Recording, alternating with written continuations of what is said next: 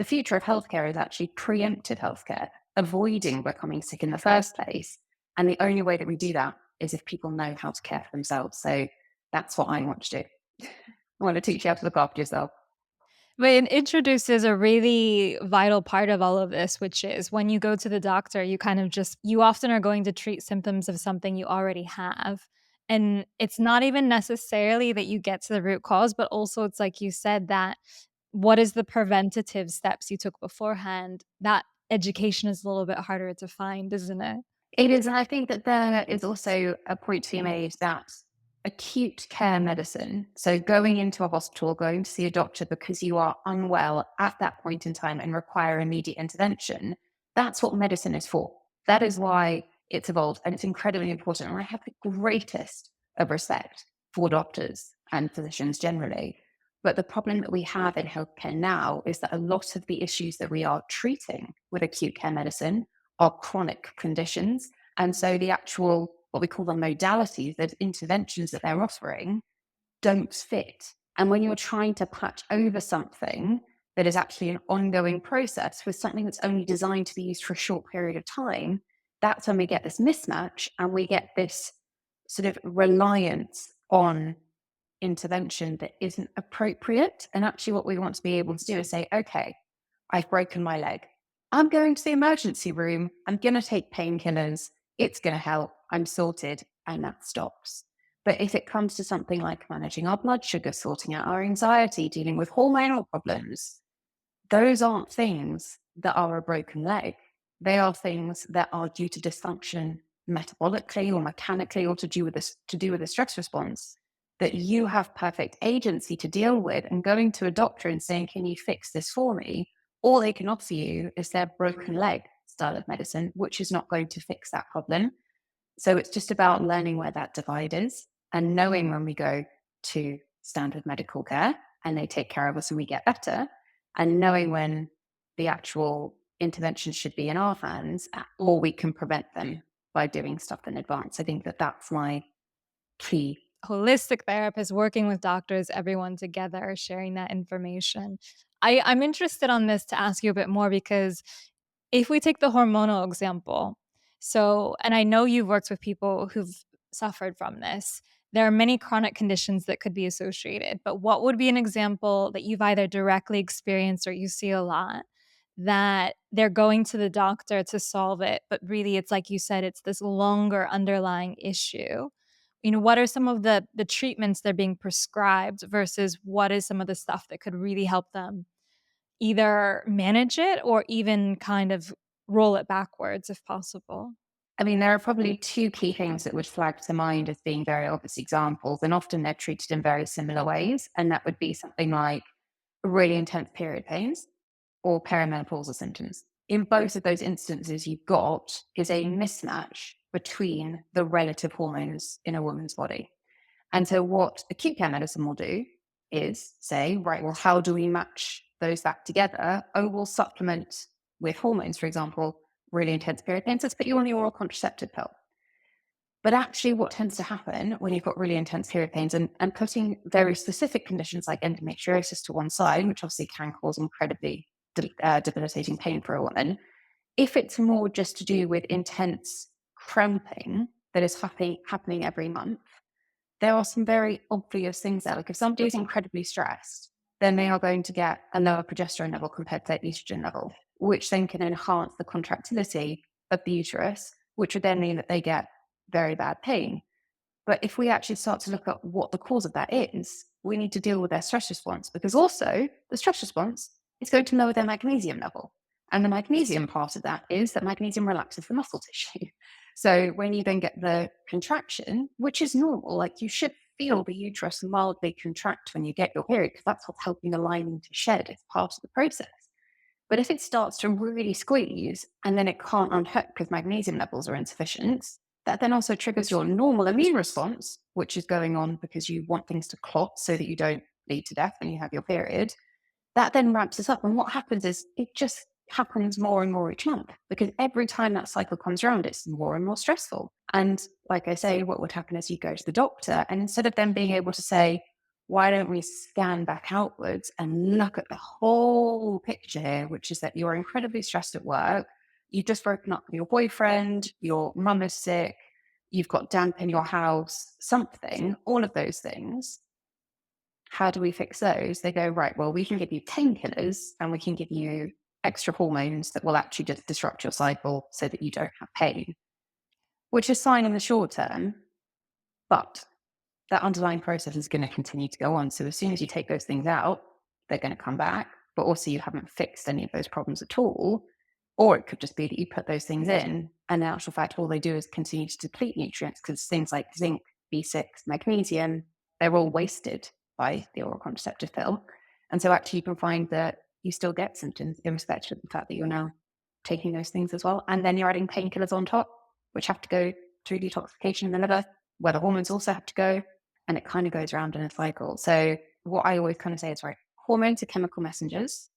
They leave one part of your body to go around the whole thing. It's not like they don't touch anything on their way.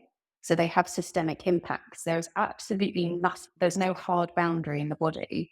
And because hormones are going everywhere, you need to think about all of the things that can get in their way when they're traveling around the body, as not just being sort of like a missile that goes to your ovary. It's actually going to your brain and to your gut and to your muscle tissue.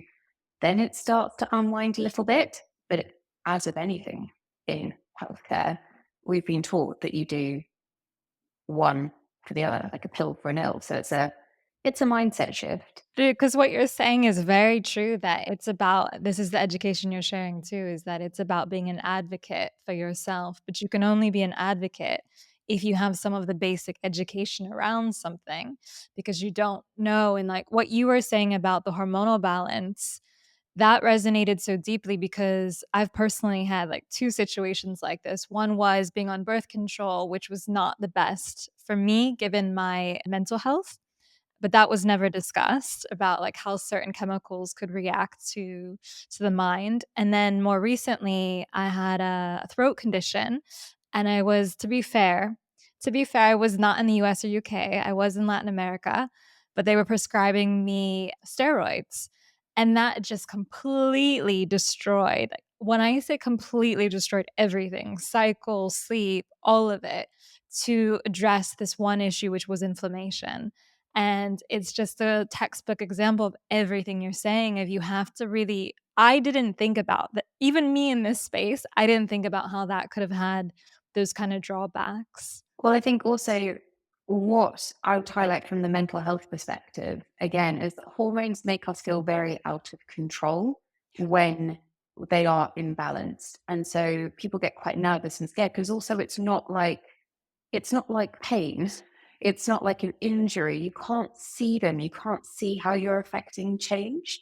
But a lot of and again, what I would say that I said a lot of things just then when it came to hormones. And what I want people to do is not go, Christ, well, that sounds really complicated. I'm never going to be able to do this for myself. When it comes to hormones, it's not about adding more, it's not about changing your entire life. The biggest and most impactful thing you can do if you're struggling with your hormones is learn how to be still. Because the thing about hormones is they will always try and regulate themselves. When you try and push them too hard, they then become brittle. So actually, take pause, calm your body down as much as you possibly can, and get into a magnesium bath every second or third evening. If that's all you do, you will feel significantly better within 7 to 10 days. And then you can start thinking about the way bits around the edges. All of the stuff that people get suggested for hormones, like, oh, you must be doing castor oil packs and you must be doing green juices and you must be getting into an infrared sauna every day. And if you're not dry brushing, you're going to die and your hormones will hate you. Don't do that. Don't get stressed about it. The best thing that you can do, like I say, is go and sit in a garden in quiet, touch something natural, drink a little bit less coffee, drink a little bit more water, and get a bit more sleep. Like make things soft. And hormones love softness until you've got those key things of rest, sleep, and calm. Don't go anywhere near an infrared sauna because it's just not going to work. It's so true. It's kind of like we want the really fast trends that can work in 20 minutes, but it's more the lifestyle that you're saying where you integrate the time in the garden, you integrate the 5 minutes away from the screen, you focus on quality of sleep, sleep hygiene. This touches on something I know you talk about a lot that I'm so intrigued by. This is my favorite topic, which are wellness trends, the ones we love and the ones we don't. Let's start with the ones that you really feel are substantiated, that you like to use when you're working with people, that you see make a difference, keeping in mind everyone's different. So we know that some might work for some people and not others, but the ones that you like, the ones that definitely have something to them. What I would say is a lot of these have basis in fact. They have scientific evidence behind them. But the key differentiating factor is how your body perceives them based on the story it's being told by your lifestyle as a whole. So anything that you do in terms of like an intervention for wellness has the possibility to be either what we call a hormetic stressor, which basically means you apply pressure, the body goes, oh, that's a good challenge. We're going to become faster, fitter, stronger as a result of it. Or if the body is perceiving a level of risk from other things going on, any hormetic stressor could become a hormonal stressor, which is then, oh my goodness, that's too much challenge. We're actually going to go into survival strategy. We're going to upregulate baseline body fat. We're going to make you feel tired, all of that kind of thing. So the perfect examples for these kind of things would be things like fasting, cold plunging, all of those things. So they are incredibly well evidenced hormetic stressors to a system that is well regulated and balanced. If somebody is in a situation where they are metabolically flexible, which basically means their body can either choose to burn fat or carbohydrate, they will go overnight into fat burning. And they could possibly, if they don't have an over the top adrenal response or cortisol response in the morning, could go and do some exercise, intensity dependent on the person, and they would find they would continue to burn fat, and then they'll start to work into their stored carbohydrates, their glycogen from their muscles, and they'll also liberate some of that into their bloodstream and use it as glucose. Then they'll eat, they'll go into carbon fat burning mode. A couple hours later, they'll go back into fat burning mode, and that cycle will go on, and they will feel super well regulated, clear, focused, not hold body fat. They'll gain muscle, their body will be happy. If that person, comparatively, is somebody who is underslept, is feeling quite overwhelmed by life, is in an emotionally unstable place, is potentially in a slightly lower estrogen progesterone state or higher progesterone to estrogen state, that doesn't happen. What they will find is they actually cannot access fat as a fuel source. So then they will go and try and do the fasting thing, but their body wants to burn carbohydrate. So it doesn't have access to that. You would then need to eat. You'd go and do some exercise. Your body would crash afterwards. Your blood sugar would dip. You'd feel completely unfocused. Your body will actually then start to store fat when you do eat food, irrespective of how well balanced it is. And so this is the thing, all of those options entirely depend on what that person is doing. Cold plunging, again, absolutely fantastic if it suits you as a human being. I love swimming in cold water when I am well rested. If I know I'm not well rested, I'm not going swimming in cold water because I'll feel sick for the rest of the day. I'll feel cold, I'll feel tired, it'll wake me out. But comparatively, if I have a really good night's sleep by being super strong, I'll go and jump in and I'll swim 45 minutes in a cold outdoor pool and I'll come out feeling the most energized I've felt. Infrared saunas, similarly, incredibly good for detoxification, really good for energy production, really good for muscle recovery.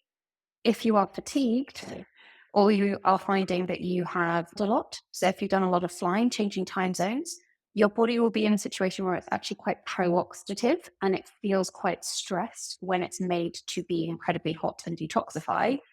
You will then find an infrared sauna, makes you feel nauseous, gives you a headache, doesn't do all the things that you want it to do.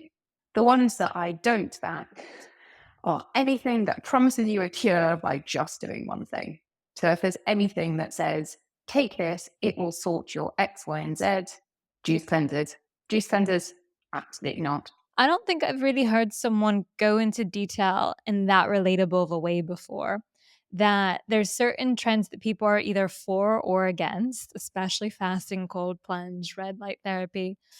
But it is really important to think about where you coming from. What is your state, your physical state when you're going into that? Because most people, I would say, I used to be a wellness coach, not anymore, but when I did, most people that I worked with were not in a stress state where they should have been doing any fasting. Like they just needed to get the foundational stuff first. So it's interesting that you talk about that because I can see how if you had all the major foundational stuff there and you knew what you were doing, it could be really beneficial for you. You never complete healthy. Like you don't win it and level up like on a video game. So the idea is that these things are all going to be accessible to you at different points. Take summer. You've got a beautifully long, bright day. You're getting energy support from the fact that the sun is up early. Hopefully it's warm. It feels better. You don't have to rely on your stress response so much in order to feel energetic and clear and wakeful. So then that is when I wake up in the morning and I might do something like have ceremonial cacao with collagen in it, which in essence is still keeping me in a fasted metabolic state. And then I'll go swimming or I'll go for a long walk with the dog and I'll feel fantastic. So I am exercising fasted as a woman all over my cycle, irrespective of what is going on, because I'm getting support from my environment and my body is in balance. However, taking into the middle of December when it's dark and cold, and I know if I go out on a dog walk without having had something to eat for exactly the same amount of time, I will come back and for the rest of the day, I'm thinking, what can I find that's sweet? You know what would be really good? I'm going to have eggs, but I'm going to put honey on them. Like those kind of weird things, because your body has done something that at that point in time wasn't supportive. But things like red light therapy, PMF, all of those things, they're very much more about balance. So I love them. There's huge amounts of benefits to things like red light and PMF because they're all nervous system regulators. So I sort of forget to mention them because to me, they just feel like beautiful, warm hugs that really work metabolically, whether it's anti-aging stuff for your skin, whether it's for muscle recovery, whether it's for pain, whether it's for sleep and stress. So I'm going to put a little bow around red light and PMF because they get my green light for everyone all the time. I can get into a situation when I'm almost so overstimulated by, say, doing a long day of client work on a computer, it takes me effort to go and ground myself. Whereas if I go and lie on my PEMF mat, it does it for me. And it's sort of like having something that takes the onus off you to invest in your regulation. And thank you for mentioning them. We've had a few guests actually that really love red light therapy in particular. So I think that it's good to get because I know that you focus very much on the science behind things as well. With the PMF mat, it's interesting because I feel like that's a good example of when we're holding this stress and tension in our bodies and how can you physically release it quickly. And I love that one as one. Like obviously if you have access to go and get a massage, that's another. Like there's different things you can do. Does it matter or not, these different modalities when you're in different parts of your cycle? But whatever your midpoint in your cycle, that's why we would assume that you ovulate, so you release an egg. And in that first half, you're going to be like relatively estrogen dominant in the sense that your estrogen levels are rising and your progesterone levels are not rising yet. So estrogen is your socialite. You want to be out, you want to be mating, you want to be fun and high energy. And from a metabolic perspective, so in terms of what your body needs from an energy side of things, you're very glucose sensitive. So what a lot of women will find is they actually don't feel as hungry in the first half of their cycle. Their energy is quite high, and compared to the second half of their cycle, their requirement for carbohydrates is a little bit lower, depending on the kind of activity they're doing. But they will feel pretty good on like lots of veg, good quality protein, all of that kind of stuff. And things like alcohol and caffeine don't really make them anxious or jittery and doesn't interrupt their sleep. Then we flip over, we turn the page, and once you've ovulated, your progesterone levels start to rise. And progesterone is your nesting hormone. It's the one that basically says, are you pregnant? It reinforces that lining of the uterus, so it's going to make it thicker and squishier. And then if an egg implants, it's going to be the thing that keeps the pregnancy going. We don't feel so social anymore and actually want to be a little bit calmer, a little bit more in sync with ourselves, and your energy requirements go up. But specifically, you become a lot less sensitive to glucose. So what that can then mean is if you try and continue on your super high energy, lower carbohydrate, not no carb, but lower carb, like potatoes, maybe some sweet potato, you will find that you start to feel really, really tired, and you'll also start to crave sweets. And the whole like PMS, I need chocolate thing is usually because somebody has underprovided themselves with the fuel that they need. And also your digestive system slows down. So a lot of women can find they get a little bit more sluggish and constipated. So what I would say is actually you probably want more grains in that second part of your cycle. And that will then get rid of the constipation because they'll absorb water. So your stool will stay normal, but also you'll feel like your energy is maintained. If somebody lives in sync with that hormonal change, as an example, I strength train all the time. So I'll raise my weights in my follicular phase, that first half, I'll feel super powerful and energetic. And then come my luteal phase, that second half, I'll do exactly the same workouts, but my weights aren't going any higher. I'm just consolidating.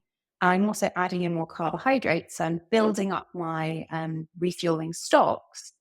I then find that come the next cycle going round, I can raise my weights again because all I've done is I've honored that slight change in what my body needs from me.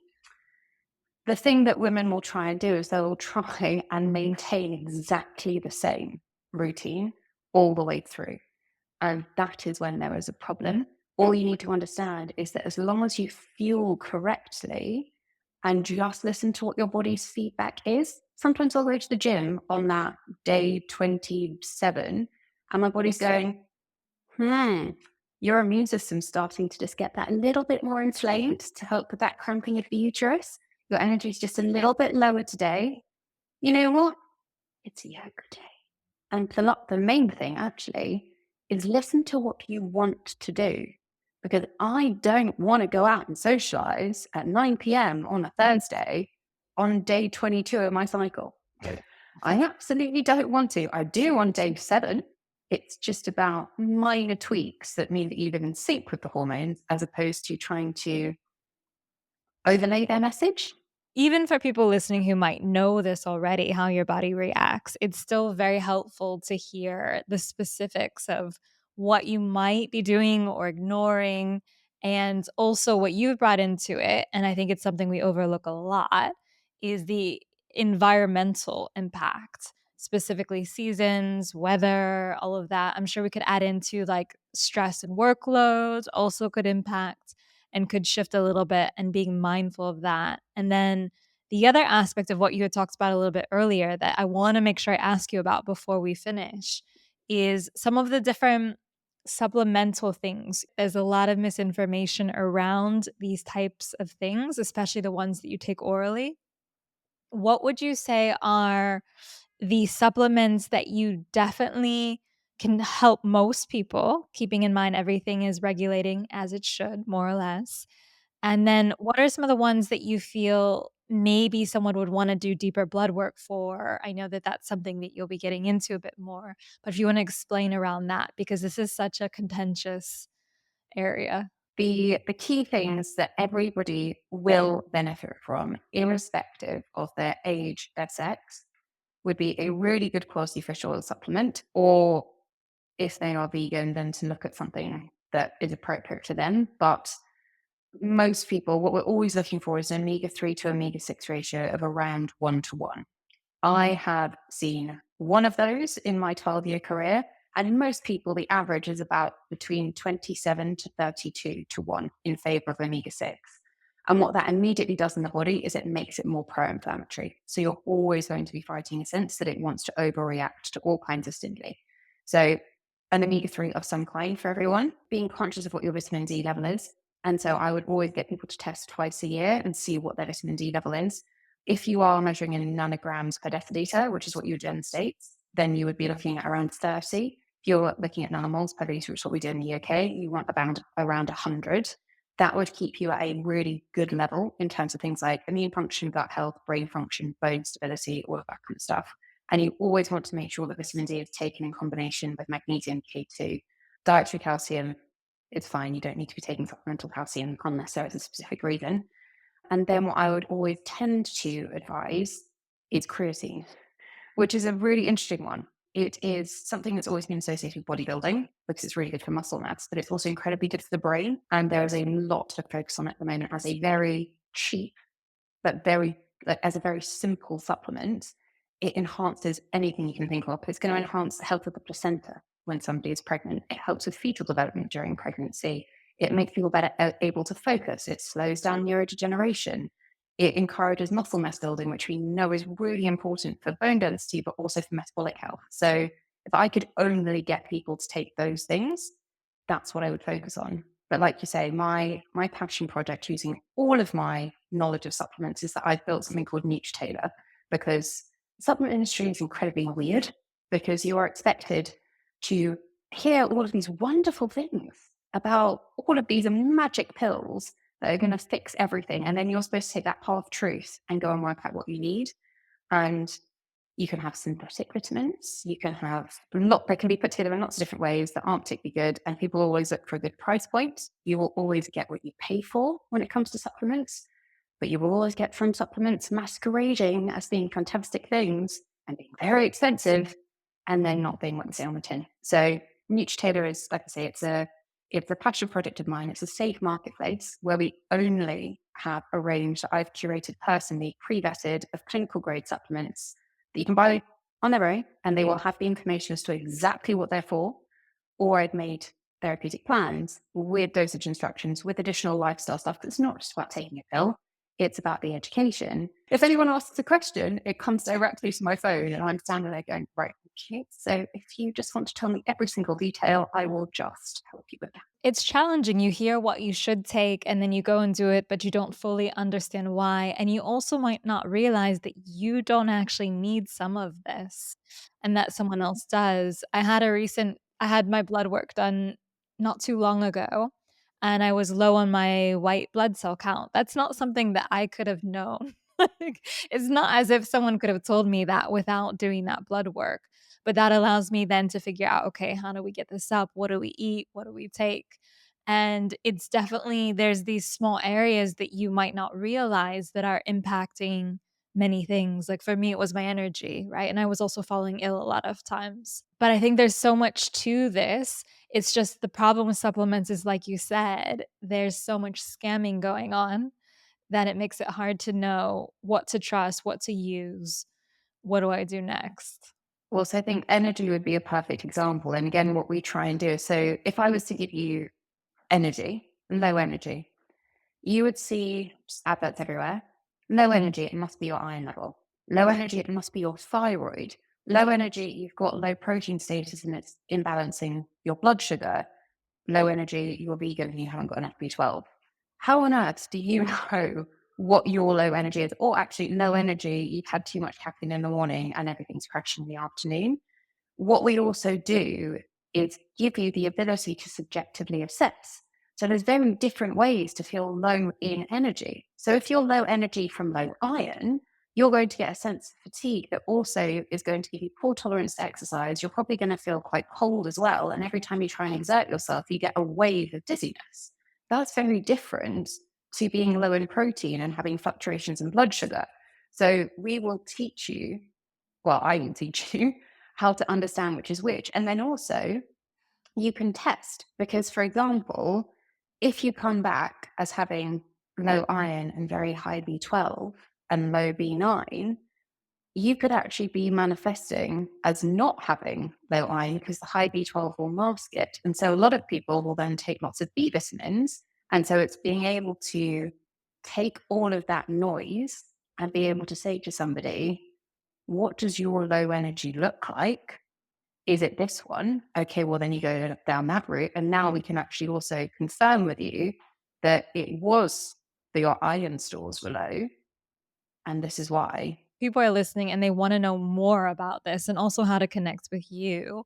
Where can they go? Sure. So if you want any of the stuff about Nutritailor, very simple. Nutritailor, spelled Tailor.co.uk.